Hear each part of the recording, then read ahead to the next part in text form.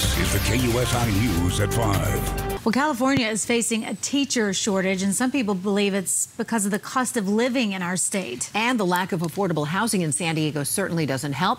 There may be an answer, though. Logan Burns is here with more on that. Logan? Hopefully there is. A lack of affordable housing, certainly one of the huge problems facing teachers here in San Diego. But the San Diego County Board of Education Vice President Mark Powell says he's got a plan to retain teachers and hopefully help them cope with the soaring rents and prices. Mark, great to see you. How are you? I'm good. Thanks for having me today. All right, tell me about the plan, because we love our teachers and we don't want to see them going elsewhere. Well, it's no doubt that teachers are having a hard time paying rent with making only $60,000 a year, which is an average teacher's salary. Rent can eat up 50 to 60% of their income.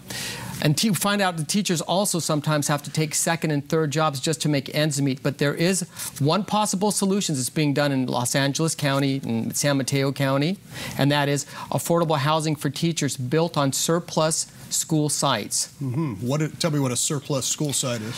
Do you remember when school districts were selling properties off? There was one in Mission Beach. Those are surplus schools that are no longer being used.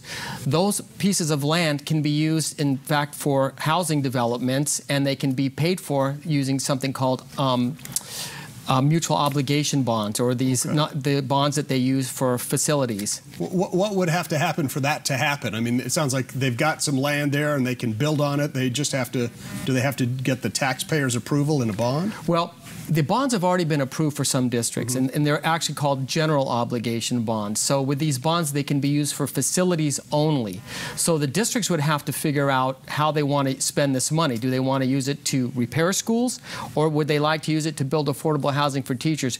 Because when teachers can't afford to live in San Diego, they're going to move out of state and go elsewhere, and we have a teacher crisis and a teacher shortage in California. What about just paying them more, paying them a bonus, or giving them some opportunity to maybe get a better loan or a better rate with the federal government? Look, there's a lot of options on the table, and paying them more is always an option, but you can't pay a teacher more with an obligation bond, because those bonds are specifically set for facilities.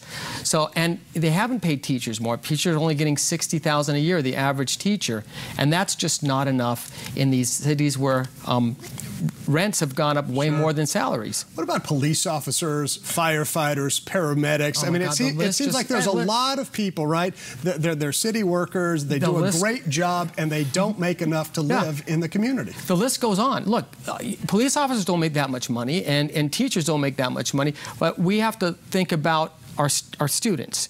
Now, when you have a teacher that has to commute an hour and a half each day to and from work just to work in the neighborhood, that's not good for the teacher, and it's definitely not good for the students. So affordable housing for teachers ends up helping students, it helps parents, and it brings a community together.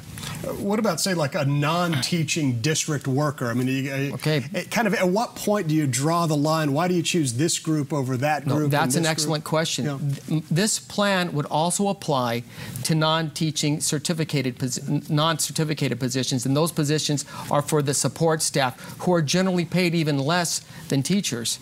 All right. Well, it's a tough subject. I mean, we'd all love for everybody to be able to kind of have a reasonable rent, especially when they provide so much. Well, well, our teachers are our front line, and they're what help. Everybody needs a teacher to get where they're at, so we got to support our teachers. We love them. Mike Powell, great to see you. Thank you very much, sir. VP, County Board of Education.